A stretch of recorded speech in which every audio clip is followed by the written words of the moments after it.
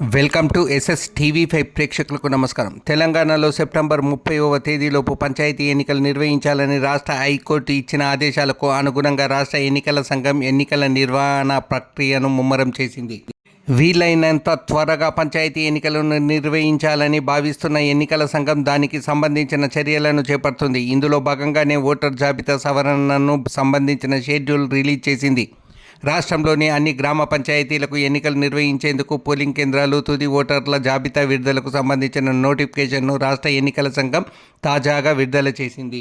జిల్లా పంచాయతీ అధికారులు వచ్చే నెల సెప్టెంబర్ 2వ తేదీ నాటికి అన్ని గ్రామ పంచాయతీల్లో ఫోటో ఓటర్ల తుది జాబితాను సిద్ధం చేయనున్నట్లు తాజాగా విడుదల చేసిన ఉత్తర్వుల్లో రాష్ట్ర ఎన్నికల సంఘం అధికారులు వెల్లడించారు. ఈ నెల 28వ తేదీన వార్డులు, పంచాయతీల వారీగా ఓటర్ లిస్టును విడుదల చేయనున్నట్లు తెలిపారు.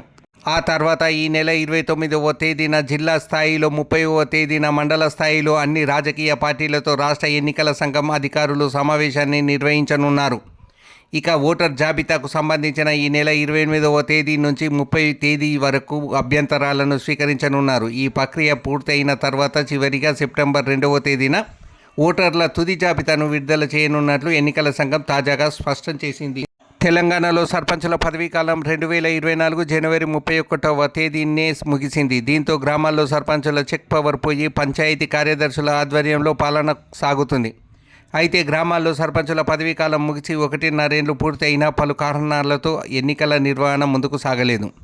ఈ క్రమంలోనే తెలంగాణలో స్థానిక సంస్థల ఎన్నికలపై హైకోర్టులో దాఖలైన పిటిషన్లను విచారించిన ధర్మాసనం జూన్ 25వ తేదీన తుది తీర్పును వెలువరించింది.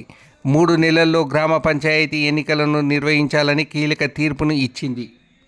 ఈ నేపథ్యంలోనే వీలైనంత త్వరగా 30 రోజుల్లో వార్డుల విభజనను పూర్తి చేసి ఎన్నికలు నిర్వహించాలని తెలంగాణ ప్రభుత్వంతో పాటు రాష్ట్ర ఎన్నికల సంఘానికి సూచించింది.